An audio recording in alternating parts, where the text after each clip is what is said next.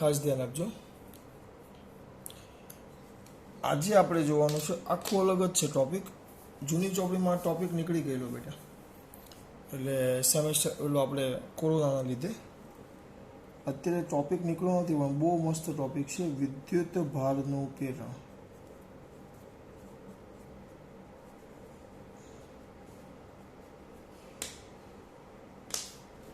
કોનું પ્રેરણ બેટા? વિદ્યુત ભાર. હવે સમજજો સર આ છે શું.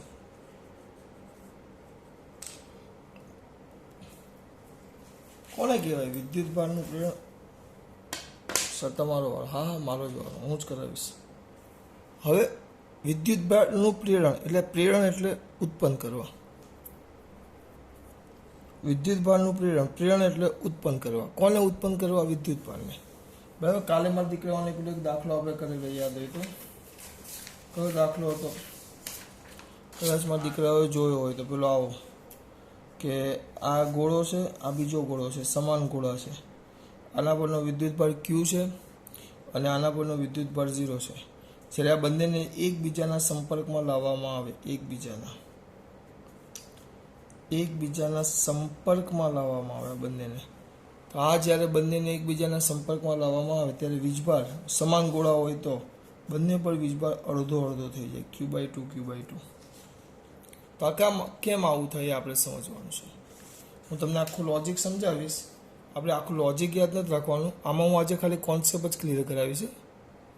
જે થિયરી છે એના ફોટા તમને મોકલી દેવા. હું તમને અત્યારે આકૃતિ દોરીને બધું સમજાવવાનો પ્રયત્ન કરીશ. આજે લખાણ છે તમને ફોટો પાડી મોકલી દેવા. પહેલાં તો વિદ્યુતભારનું પ્રેરણ કેટલી રીતે થાય જો ધ્યાન આપજો. એટલે વિદ્યુતભાર ઉદ્ભવે કેટલી રીતે? તો વિદ્યુતભારનું પ્રેરણ, વિદ્યુતભાર પદાર્થને વિદ્યુતભારિત 3 રીતે કરી શકાય. એટલે એમ થાય વિદ્યુતભારનું પ્રેરણ એટલે શું? એ લોકોએ કીધું છે કે કોઈ પદાર્થ એવો છે કે જેને વિદ્યુતભાર નથી અથવા તો વિદ્યુતભારની દ્રષ્ટિએ તટસ્થ થશે.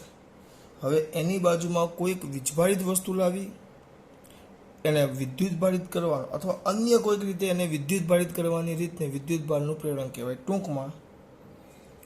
ટૂંકમાં લખવું હોય તો વિદ્યુતભાર રહિત વસ્તુને વિદ્યુતભાર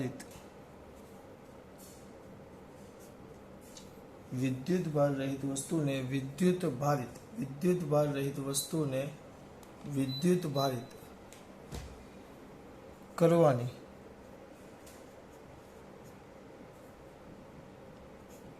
પદ્ધતિને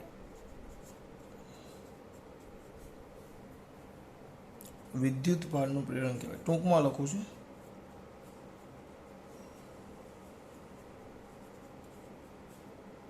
હવે આ જે વિદ્યુતભાર પદાર્થને વિદ્યુતભારિત કરવાની 3 રીત છે. 1 2 નહીં, 3 રીત. પહેલી રીત ઘર્ષણની રીત, ઘર્ષણ દ્વારા પદાર્થને વિદ્યુતભારિત કરવા. ધ્યાન રાખજો, ઘર્ષણ દ્વારા. ચલો આ રીત તો મારા દીકરાઓ ભણી ગયા છે. કોઈને યાદ છે ઘર્ષણ દ્વારા? અરે વાહ, ચલો હાથ ઊંચો કરવાનું રાખો થોડુંક. એની રીતે હતી કારે ધનિયા પફ લે. મેં તમને ચાવી લખાવેલી. કારે ધનિયા પફ લે. કા એટલે કાચ, રે એટલે રેશમ. ધ્યાન આપો, આપણે બીજું બધું નથી જોતા, આપણે આ બે જ પકડો. કાચ, આપણે એક સાદું ઉદાહરણ લઈ આવ્યું. આ કાચ અને આ રેશમનું કપડું, આ કાચનો સળિયો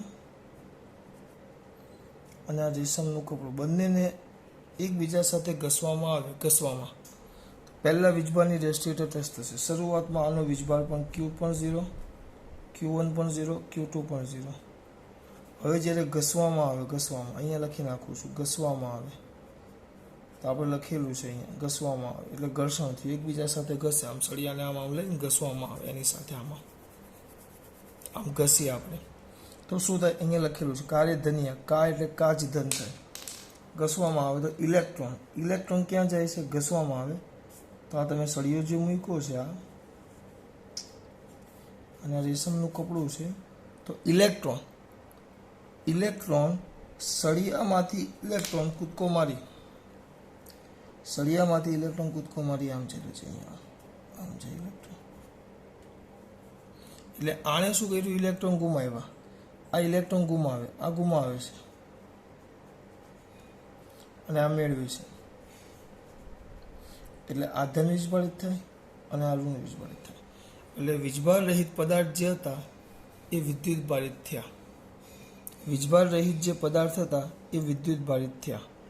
તો બસ આ પહેલી જે ઘટના છે, વીજભાર રહિત પદાર્થ વિદ્યુત ભારિત થાય તો આ વિદ્યુત ભારનું પ્રેરણ થયું કહેવાય કે બંને પદાર્થો તટસ્થ હતા, એમાં વિદ્યુત ભાર ઉદ્ભવ્યો, એટલે આને કહેવાય વિદ્યુત ભારનું પ્રેરણ. આને કહેવાય વિદ્યુત ભારનું પ્રેરણ. પણ કોના દ્વારા? ઘર્ષણ દ્વારા. કોના દ્વારા? ઘર્ષણ દ્વારા. હા, પછી એક બીજી રીત છે, આ ઘર્ષણ દ્વારા. એક બીજી રીત પણ છે, બરાબર. બીજી રીત સંપર્ક દ્વારા. બીજી રીત છે સંપર્ક દ્વારા. બીજી રીત છે સંપર્ક દ્વારા. સંપર્ક દ્વારામાં શું હોય? સંપર્ક દ્વારા હોય. સર પણ સમજાવો તો ખરા. હા, મારો જ વારો છે. સંપર્ક દ્વારા. તો સંપર્ક દ્વારામાં શું હોય સમજો. હવે આમાં કરવાનું શું? ચલો, આ ગોળો છે શરૂઆતમાં,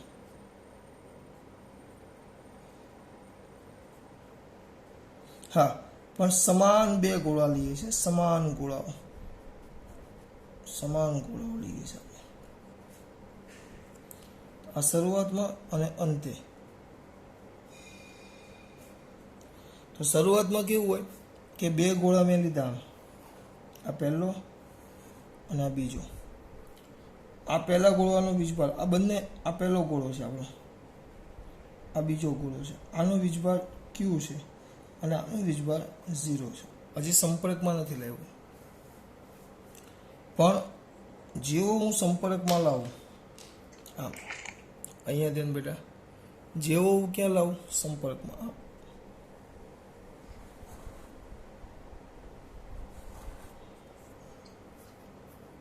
જેવો સંપર્કમાં લાવું, આ પહેલો ગોળો અને આ બીજો ગોળો. મેં તમને કાલે વાત કરી, સમાન ગોળા હોય તો આ બંને પરનો વીજભાર, આનો વીજભાર થઈ જાય Q/2.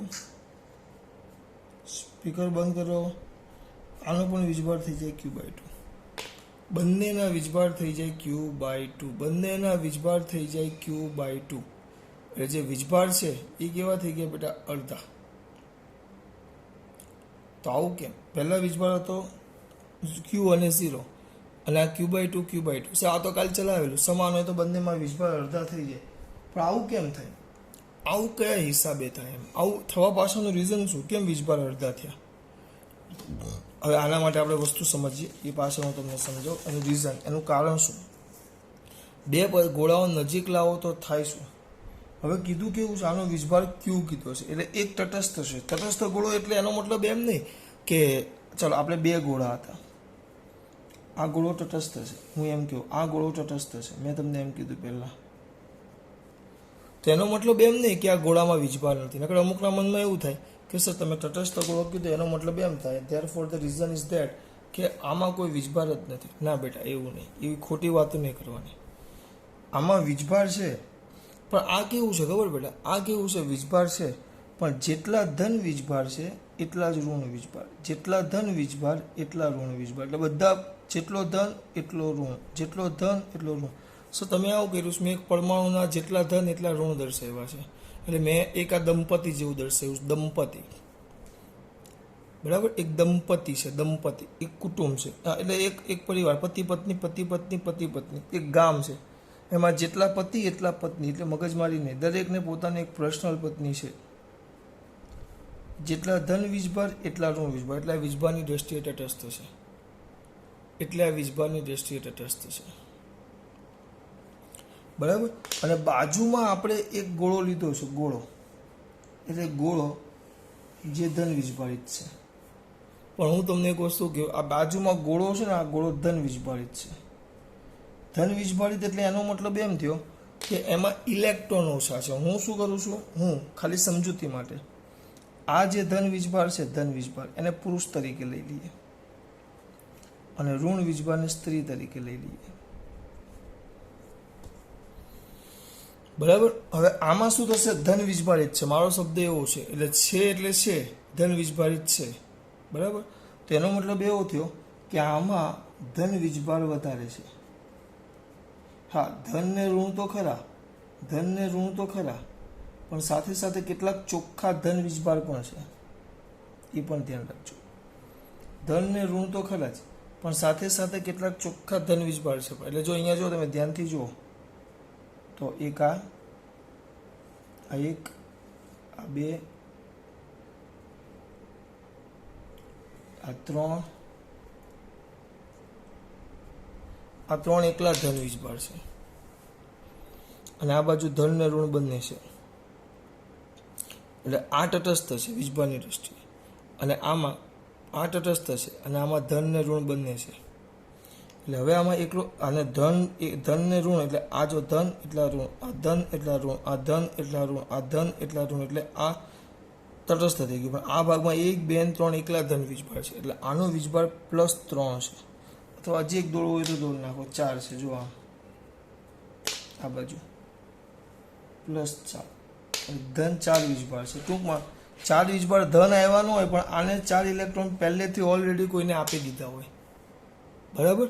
હવે આ ધન વીજભાર છે, આ તટસ્થ છે, એટલે આનો વીજભાર કેટલો થયો? જો ધ્યાન આપજો, આ થઈ ગયો +4e, અને આ વીજભારની દ્રષ્ટિએ તટસ્થ, એટલે આનો વીજભાર 0. હવે બંનેને જ્યારે એકબીજાની નજીક લાવવામાં આવે, બેને એકબીજાના સંપર્કમાં લાવવામાં આવે, બીજું બધું ભૂલી જાઓ, બેને એકબીજાના સંપર્કમાં લાવવામાં આવે તો શું થાય? જો આ ધન ઋણ, ધન ઋણ, ધન ઋણ, ધન ઋણ, હું હવે ધન ઋણ ઉપર જ ધ્યાન, અહીંયા તો બધા ધન ઉપર જ ધ્યાન આપો. આ બધા ધન છે. બરાબર. બાકીના તટસ્થને કાઢી નાખે, કારણ કે તટસ્થ કોઈ બળ લગાડે નહીં. આ લગ્ન થઈ ગયેલા વ્યક્તિઓ છે, એટલે કોઈ મગજમારી ન હોય. પણ આ પુરુષો છે જેના લગ્ન બાકી છે, એટલે એકલા ધન વીજભાર છે. તો અહીંયા એકલા ધન વીજભાર છે, તમારા દીકરાઓને બુદ્ધિ ચાલવી જોઈએ. આ એકલો ધન વીજભાર છે, એટલે શું થશે ખબર? અહીંયા સામેથી આ ધન વીજભાર વધારે છે, અને અહીંયા વીજભાર નથી. તો આ 4 ધન વીજભાર છે, 4 પોઝિટિવ વીજભાર. તો એ સામેથી ઇલેક્ટ્રોનને પોતાની તરફ શું કરે? આકર્ષે. કારણ કે આ ધન વીજભાર છે, એટલે આ તટસ્થ છે, પણ આમાં આ 4 ધન વીજભાર છે, એટલે ઇલેક્ટ્રોનને પોતાની તરફ શું કરે? આકર્ષે. એટલે આમાંથી જેવું સંપર્કમાં તમે લાવો, એટલે એક વસ્તુ એવું થયું કે આ ગામમાં 4 પુરુષના લગ્ન કરવાના બાકી છે, એટલે આ લગ્ન નથી થયા. આ ગામમાં બધાના જ લગ્ન થઈ ગયા છે, એટલે એનો મતલબ એમ થયો કે અહીંયા 4ના લગ્ન બાકી છે, એટલે અહીંયા સ્ત્રીની ડિમાન્ડ વધારે છે, એટલે અહીંયા ધન વીજભાર વધારે છે, એટલે ઋણ વીજભારને શું કરશે? પોતાની તરફ શું કરે? આકર્ષે. તો આમાંથી બુદ્ધિશાળી હોય એ સ્ત્રી એ વિચારે કે ભાઈ હું અહીંયા જવા, તો અહીંયા તો આપણી ડિમાન્ડ રહેશે, અહીંયા ડિમાન્ડ નહીં રહે. તો આમાંથી એટલે ખાલી વિચાર કરીએ, નકર આ જે ઋણ વીજભાર છે એ સીધો જ આ બાજુ ધન વીજભાર વધારે છે, એટલે આકર્ષણ કેવું લાગવાનું? વધારે. એટલે આમાંથી એક ઋણ વીજભાર ગતિ કરી આ બાજુ આવતો રહે. વિચારો આની પાસે આવી ગયો, તો આ ઋણ વીજભાર અહીંયા આવી ગયો. બરાબર. તો અહીંયા હતો પહેલાં તટસ્થ, પણ એક ઇલેક્ટ્રોન આમ ગયો. સમજો, એક ઇલેક્ટ્રોન ગયો, તો આણે એક ઇલેક્ટ્રોન ગુમાવ્યો. જો સમજો, આણે આ એક ઇલેક્ટ્રોન ગુમાવી દીધો, અહીંયાથી એક ઇલેક્ટ્રોન ગુમાવી દીધો આણે. તો અહીંયા જે એકલો હતો ધન, એના હાથે ઋણ આવી ગયું, એટલે આ તટસ્થ થઈ ગયો. તો એક ઇલેક્ટ્રોન આણે ગુમાવ્યો, આપણે ભૂલ, આણે ઇલેક્ટ્રોન ગુમાવ્યો, એટલે આમાં જો ધ્યાન આપજો, સમજાવું છું. એક ધન ઓછો થઈ ગયો, એટલે હવે અહીંયા આવશે +3, ને આણે એક ઇલેક્ટ્રોન મેળવો, સોરી ગુમાવ્યો. એટલે ગુમાવ્યો એટલે કેવો વીજભાર પ્રાપ્ત કરે? ધન વીજભાર, +1 થાય. આણે ગુમાવ્યો ઇલેક્ટ્રોન એટલે +1, અને આને શું કર્યો? ઇલેક્ટ્રોન મેળવો. મેળવો એટલે સમજાવું, -1e થયો. મેળવો એટલે -1e થયો, એટલે ટોટલ કરો તો +3 થઈ જાય. એક ધન વીજભાર ઓછો થાય, કારણ કે એક ઇલેક્ટ્રોન આવ્યો, એક ઋણ વીજભાર આવ્યો, એટલે જો આનો વીજભાર ઘટ્યો. પણ હજી અહીંયા 3 છે ધન વીજભાર, ને અહીંયા એક જ છે. તો આ 3 વીજભાર એ ઇલેક્ટ્રોનને પોતાની તરફ હજી વધારે શું કરે? આકર્ષે. એટલે આમાંથી કોઈક ઇલેક્ટ્રોન હજી, કારણ કે આકર્ષણ બળ વધારે 3 છે, એટલે અહીંયા લગ્ન કર્યા વગરનો પુરુષ 1, અહીંયા લગ્ન કર્યા વગરનો પુરુષ 3. તો કઈ જગ્યાએ સ્ત્રીની ડિમાન્ડ વધારે હોય? કઈ જગ્યાએ સ્થિરની ડિમાન્ડ વધારે હોય, એ કે બી? એ ગામમાં કે બી ગામમાં? એ સ્વાભાવિક છે. અહીંયા ધન વીજભાર વધારે છે, અહીંયા છે જ નહીં, અહીંયા એક જ ધન વીજભાર છે. તો આ ધન વીજભાર ઇલેક્ટ્રોનને પોતાની તરફ વધારે શું કરે બેટા? આકર્ષે. તો હજી કોઈક ઇલેક્ટ્રોન અહીંયાથી ઓછો થાય અને એ અહીંયા સંપર્ક દ્વારા અહીંયાથી અહીંયા પહોંચી જાય. તો અહીંયા પહોંચ્યો તો અહીંયા એક ધન વીજભાર ઓછો, આને પણ અહીંયાથી ઇલેક્ટ્રોન જ જાય એ આપણને ખબર છે. પહેલા લેક્ચરમાં આપણે વાત કરી કેમ ઇલેક્ટ્રોન જ જાય, કારણ કે ઓછા બળથી આકર્ષ જોડાયેલું છે. એટલે અહીંયાથી એક ઇલેક્ટ્રોન અહીંયા આવી ગયો, એટલે હજી એક ઇલેક્ટ્રોન ગયો આમ, હજી એક ઇલેક્ટ્રોન આ બાજુ ગયો, એક ઇલેક્ટ્રોન ગયો તો આમાં -1, પછી ટોટલ લખો. અહીંયા એક ગુમાવ્યો એટલે આને પ્લસ ધન, તો અહીંયા તમારો થઈ ગયો વીજભાર +2E, અને અહીંયા પણ થઈ ગયો +2E, એટલે વીજભાર +2E થઈ ગયો. એટલે વીજભાર બે એક સરખા થઈ ગયા. એટલે હવે અહીંયા બે ધન વીજભાર, કારણ કે બે ઇલેક્ટ્રોન આને ગુમાવ્યા. અહીંયા બે ધન વીજભાર, તો બંને બાજુ ધન વીજભાર સરખા, બંને બાજુ ધન વીજભાર સરખા. એનો મતલબ શું થયો બેટા? આ બંને બાજુ ધન વીજભાર સરખા થાય એટલે વાર્તા પતી ગઈ. એટલે ધન વીજભાર સરખા એટલે હવે ઇલેક્ટ્રોન પર આકર્ષણ અપાકર્ષણ બળ ન થાય. કેમ? કારણ કે જેટલું આકર્ષણ અહીંયા લાગશે એટલું જ આકર્ષણ અહીંયા લાગશે. એટલે હવે ઇલેક્ટ્રોન ગતિ કરતા શું થઈ જાય બેટા? બંધ. હવે ઇલેક્ટ્રોન ગતિ ન કરે. એટલે હવે આપણા ગોળા પર બસ બીજું બધું ન દર્શાવો. તો આ લાલ ગોળો અને આપણો આ કાળો ગોળો, તો આનો વીજભાર આવ્યો +2E, તો આનો પણ એટલો જ આવ્યો +2E. એટલે આપણે જે વસ્તુ આગળ મેં તમને લખાવી ને આ ઘટના થાય આ રીતે. એટલે આમાં શું થશે? આ ધન વીજભાર છે, આ તટસ્થ થશે. એટલું આ બધું સમજૂતી છે મેં કીધું એ.